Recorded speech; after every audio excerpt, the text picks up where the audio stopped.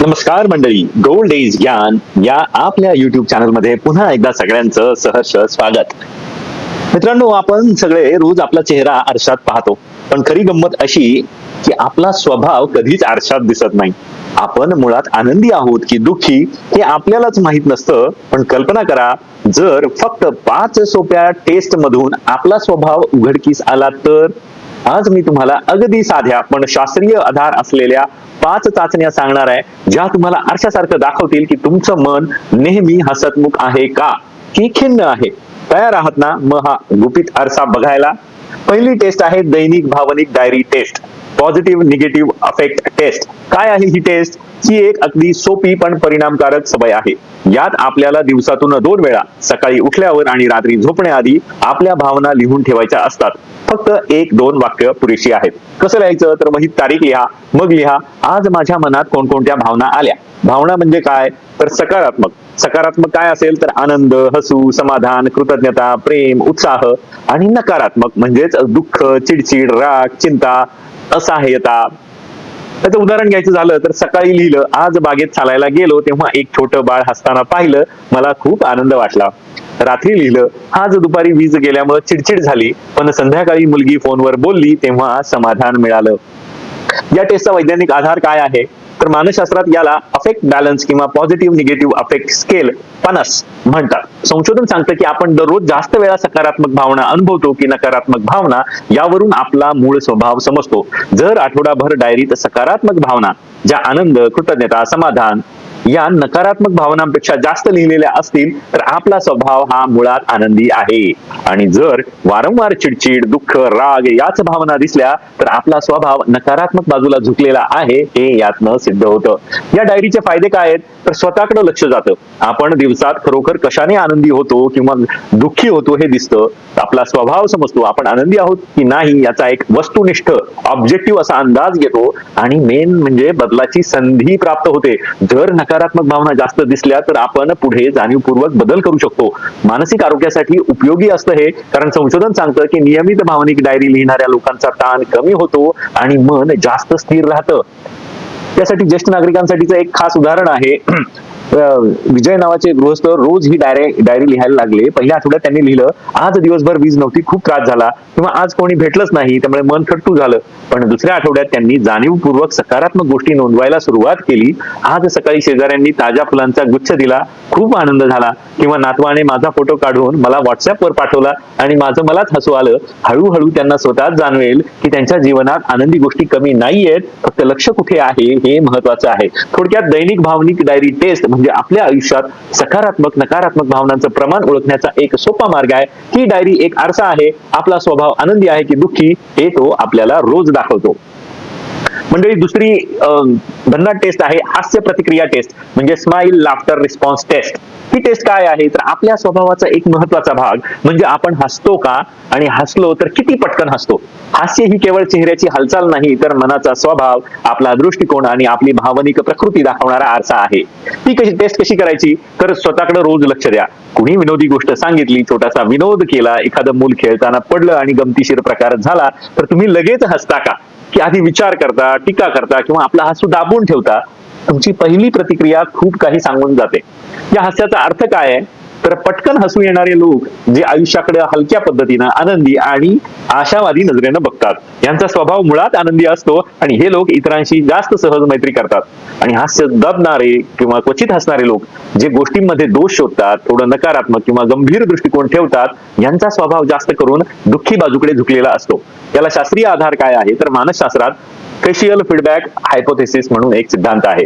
त्यानुसार चेहऱ्यावरील भाव, विशेषतः हसू, हे आपल्या मेंदूला उलट संदेश देतात.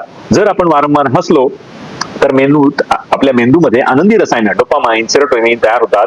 आणि जर आपण क्वचित हसलो तर मेंदू सतत हा तणावात, दुःखात किंवा चिडचिडीकडे झुकतो. त्यामुळे वारंवार हसणारे लोक शारीरिक आणि मानसिक आरोग्यानं जास्त चांगले असतात. उदाहरण द्यायचं झालं तर उमेश आणि रुपेश हे दोघे मित्र, दोघंही नाट्यगृहात विनोदी नाटक बघायला गेले. एकाच ठिकाणी प्रेक्षक जोरात हसायला लागले, काहीतरी विनोद झाला स्टेजवर. यावर उमेश खळखळून हसू लागला आणि त्यांचं मन अजून हलकं झालं. संध्याकाळ सुंदर वाटली. या उलट रुपेश गंभीर चेहऱ्याने म्हणाला, हा काय विनोद आहे, यात काय हसण्यासारखं, अजिबातच हसू येत नाही. इथे आपल्याला कळून येतं की उमेदचा स्वभाव मुळात आनंदी आहे, तर रुपेशचा स्वभाव जास्त गंभीर आणि दुःखी आहे. याचे फायदे काय? हास्य हा स्वभाव समजण्यासाठीचा एक झटपट निदर्शक आहे. म्हणजे पटकन यातनं कळतं की माणसाचा स्वभाव काय. ज्येष्ठ नागरिक जर वारंवार हसले तर त्यांचा मूड तर चांगला होतोच, पण रक्तदाब, ताण आणि झोपेवरही त्याचा चांगला सकारात्मक परिणाम होतो. संशोधन सांगतं की हसणारे लोक जास्त दिवस जगतात आणि कमी आजारी पडतात. थोडक्यात हास्य प्रतिक्रिया टेस्ट म्हणजे आपण आनंदी स्वभावाचे आहोत की दुःखी हे जाणून घेण्याची सोपी पद्धत. हास्य थांबवू नका, कारण हसणं हे फक्त प्रतिक्रिया नाही, ते आपलं आयुष्य आनंदी करण्याचं औषध आहे. तिसरी टेस्ट आहे आठवणीची निवड टेस्ट म्हणजे मेमरी रिकॉल टेस्ट. ही टेस्ट काय आहे? जर एखाद्याला अचानक विचारलं, तुमच्या आयुष्यातली एखादी लक्षात राहिलेली घटना सांगा, आणि त्यावर त्याने जी पहिली आठवण सांगितली ती त्याच्या मूळ स्वभावाची ओळख करून देते. कशी करायची ही टेस्ट? कोणालाही किंवा स्वतःलाच विचारा, माझ्या आयुष्यातला सगळ्यात आठवणीतला क्षण कोणता? मग पहा पहिली आठवण कोणती येते.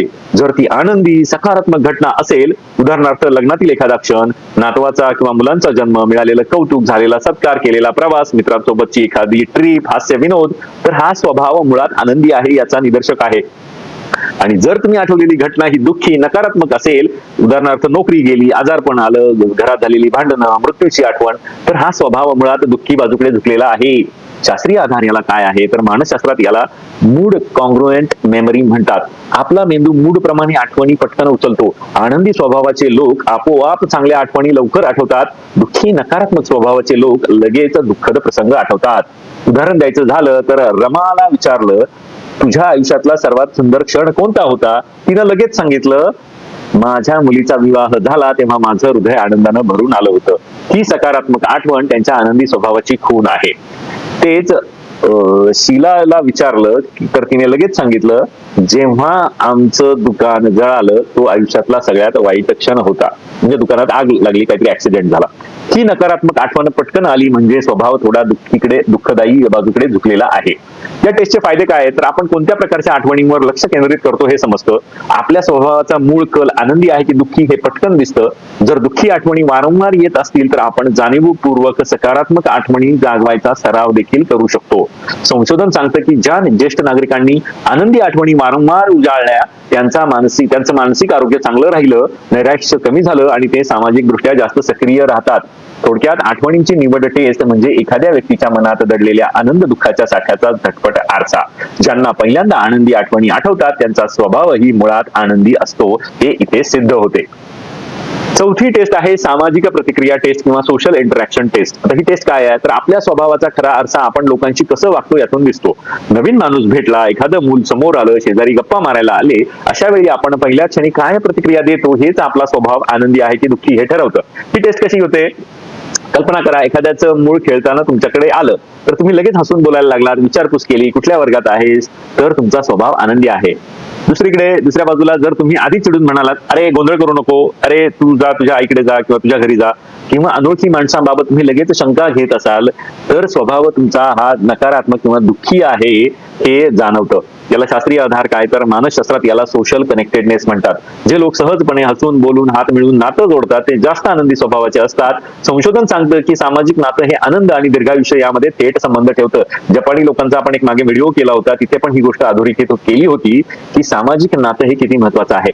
ज्येष्ठ नागरिक जर लोकांशी जास्त संवाद साधू लागले तर ते जास्त काळ निरोगी आणि मानसिकदृष्ट्या ताजेतवाने राहू शकतात. उदाहरणार्थ रमेश बस स्टॉपवर उभे असताना शेजारी बसलेल्या अनोळखी गृहस्थांशी लगेच संवाद साधतात. कुठे चाललात? छान हवामान आहे ना? लगेच संभाषण रंगतं आणि त्यांचा मूळ आनंदी स्वभाव दिसतो. त्याच्या उलट दत्तात्रय त्यांचा स्वभाव कसा आहे ते बघूया तर त्याच प्रसंगात म्हणजे ते सुद्धा बस स्टॉपला उभे असतील तर ते एकटेच उभे असतात, शेजाऱ्याकडे बघत देखील नाही, आणि काही छोटी मोठी लेट झाला बसला किंवा काही गाडीचा हॉर्न कोणी वाजवत गेलं तर ते चिडचिड करतात. तर त्यांची प्रतिक्रिया ही नकारात्मक आहे म्हणजे स्वभाव त्यांचा दुःखी किंवा गंभीर आहे. या टेस्टचे फायदे काय तर लोकांशी पहिल्या संवादातून आपला मूड आणि स्वभाव समजतो. आनंदी स्वभावाचे लोक इतरांना सहज आपल्या मैत्रीच्या पाशात घेतात, जवळ घेतात, त्यामुळे त्यांचं सामाजिक जाळं हे मजबूत होत राहतं. दुःखी स्वभावाचे लोक हे कायम अंतर ठेवून राहतात, त्यामुळे त्यांना एकटेपणाचा त्रास जास्त होतो. ज्येष्ठ नागरिकांसाठी हे विशेष महत्वाचं आहे कारण सामाजिक नाती ही मानसिक आरोग्य टिकवण्याची औषधं आहेत. थोडक्यात सामाजिक प्रतिक्रिया टेस्ट आपल्याला दाखवते की आपण लोकांशी खुल्या मनानं, खुल्या दिलानं, हसून उत्साहानं भेटतो का, की शंका, तक्रार आणि चिडचिड घेऊन. 5वी आणि शेवटची टेस्ट आहे भविष्य कल्पना टेस्ट, म्हणजे फ्युचर थिंकिंग टेस्ट. ही टेस्ट काय आहे तर आपल्या स्वभावाचा एक महत्वाचा निदर्शक म्हणजे आपण भविष्याकडे कसं बघतो. एखाद्याला विचारा पुढच्या वर्षी तुमचा काय प्लॅन आहे, तुम्हाला काय करायचं आहे, यावर दिलेलं उत्तर थेट सांगतं की हा माणूस मुळात आनंदी आहे की दुःखी. ही टेस्ट कशी करायची तर प्रश्न विचारा पुढच्या 6 महिन्यात किंवा 1 वर्षात तुम्हाला काय करायचंय, आणि जर उत्तर असं असेल मला एक सोलो ट्रिप करायची आहे किंवा मित्रांसोबत फिरायला जायचंय किंवा मला ट्रेकिंगला जायचंय, माझा जुना छंद चित्रकला परत सुरू करायची आहे, नवीन ठिकाणी प्रवास करायचा आहे, तर व्यक्तीचा स्वभाव आनंदी आणि आशावादी आहे. परंतु जर उत्तर असं असेल पुढे काय होईल माहित नाही, आजारच वाढतील, पुढचं कोणी पाहिलंय, जगू का मरू माहित नाही, आता माझं काही राहिलंच नाही, तर स्वभाव हा नकारात्मक आणि दुःखी बाजूकडे झुकलेला आहे. याला शास्त्रीय आधार काय आहे या टेस्टला तर मानसशास्त्रात याला ऑप्टिमिझम पेसिमिझम स्केल म्हणतात. संशोधन सांगतं की जे लोक भविष्याबद्दल सकारात्मक कल्पना करतात त्यांच्यात नैराश्य कमी असतं, आयुष्याची गुणवत्ता जास्त चांगली असते आणि हे लोक प्रत्यक्षात जास्त काळ जगतात. उलट नकारात्मक भविष्यदृष्टी असणारे लोक जास्त ताण, विनाकारांच्या चिंता आणि आजार अनुभवतात. उदाहरणार्थ मेधा ताईंना विचारलं पुढच्या वर्षी काय करायचंय, त्यांनी सांगितलं आम्हाला गोव्याला समुद्र बघायला जायचंय आणि तिथे मस्तपैकी फिशवर ताव मारायचा आहे. त्यांच्या डोळ्यात चमक दिसली, हे त्यांच्या आनंदी स्वभावाचं लक्षण. आणि दुसरीकडे पाटील काकांना विचारलं तर त्यांनी उत्तर दिलं आता काहीच राहिलं नाही, डॉक्टरकडे जाण्याशिवाय माझं काही कामच उरलं नाही, हे त्यांच्या नकारात्मक दुःखी दृष्टिकोनाचं लक्षण आहे. या टेस्टचे फायदे काय आहे तर भविष्याबद्दल विचार करणं ही मनाची खिडकी आहे, ती उघडी आहे की बंद हे कळतं. सकारात्मक भविष्य कल्पना करणं मनाला उद्देश देतं, उत्साह देतं आणि त्या माणसाच्या आतली जी विचार प्रक्रिया आहे ती पण आनंददायी आहे, आनंद निर्माण करण्याच्या संधी शोधणारी आहे. नकारात्मक भविष्य कल्पना टाळण्यासाठी लोकांना मार्गदर्शन करता येतं. नवीन छंद, प्रवास, नाती जपणं. ज्येष्ठ नागरिकांना ही टेस्ट त्यांच्या जीवनाकडे पुन्हा आशावादी नजरेनं बघायला मदत करतोय. थोडक्यात भविष्य कल्पना टेस्ट म्हणजे आपण आयुष्याला अजून काहीतरी सुंदर घडायचं आहे किंवा मला अजून काही सुंदर करायचं आहे अशा भावनेनं पाहतो का की आता काही उरलं नाही, उद्याचं कोणी पाहिलंय या भावनेनं. जो माणूस पुढच्या वर्षातल्या आनंदी गोष्टींची कल्पना करतो त्याचा स्वभाव नक्कीच आनंदी आहे. आता एक प्रश्न उरतो, ज्यांचा स्वभाव या टेस्ट केल्यानंतर त्यांना कळलं असेल की बाबा माझा स्वभाव थोडा दुःखी आहे, त्यांनी काय करावं. मित्रांनो, दुःख ही शिक्षा नाही तर बदलाची संधी आहे. सर्वप्रथम रोज किमान 3 आनंदी गोष्टी वहीत लिहून ठेवा. प्रत्येकाच्या आयुष्यात काही ना काही आनंदी गोष्टी घडतात, आपण त्या बघत नाही. छोटी असली तरी चालेल, जसं की आज एक वेगळ्या प्रकारचं फुलपाखरू पाहिलं, शेजारच्यांनी हसून विचारपूस केली. दुसरं म्हणजे दिवसातून एकदा आरशात पाहून जबरदस्तीने का होईना पण स्वतःला हसवा, कारण मेंदूला आपण आनंदात आहोत असा सिग्नल मिळतो. तिसरं, समाजात मिसळा, मुलांची नातवंडांची खेळा, एकटेपणाचं ओझं कमी होतं. आणि चौथं म्हणजे भविष्याची छोटी तरी स्वप्न ठेवाच. पुढच्या महिन्यात कुठे सहल करायची, कोणता छंद सुरू करायचा, हे सगळं केलं तर हळूहळू तुमचा मूळ स्वभाव दुःखातून आनंदाकडे वळेल. लक्षात ठेवा, आनंदी राहणं हा योगायोग नाही, ही दररोज करायची साधना आहे. मंडळी, स्वभाव हा आपल्याला जन्मतः मिळालेला वाटतो, पण खरी गोष्ट अशी आहे की तो आपण रोज घडवत असतो. आपण कोणत्या आठवणींना धरून बसतो, लोकांशी कसं वागतो, हसतो का नाही आणि भविष्याकडे कशी नजर टाकतो, ते सगळं ठरवतं की आपण आनंदी आहोत की दुःखी. लक्षात ठेवा, आनंदी राहणं ही सवय आहे आणि सवयी नेहमी बदलता येतात. म्हणूनच या 5 टेस्ट करून बघा, स्वतःला ओळखा आणि जर मनात दुःखाची छाया दिसली तर लगेच आनंदाचा दिवा लावा, कारण अखेरचं सत्य एकच आहे, हसतमुख चेहरा हा केवळ इतरांना नाही तर स्वतःलाही आयुष्यभर जगवतो. मंडळी, हा व्हिडिओ आणि या व्हिडिओचा विषय तुम्हाला आवडला असल्यास नक्की लाईक करा, हा व्हिडिओ जास्तीत जास्त शेअर करा. या गमतीदार टेस्ट तुम्ही तुमच्या मॉर्निंग वॉकच्या क्लबमध्ये किंवा तुमच्या मित्रमंडळींमध्ये करून पहा, फार गंमत येईल आणि तुम्हाला तुमचे स्वभाव पण कळतील.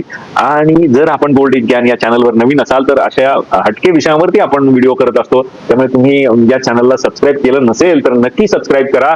भेटूयात एखाद्या नवीन व्हिडिओत अशाच एखाद्या हटके विषयासह. तोपर्यंत धन्यवाद.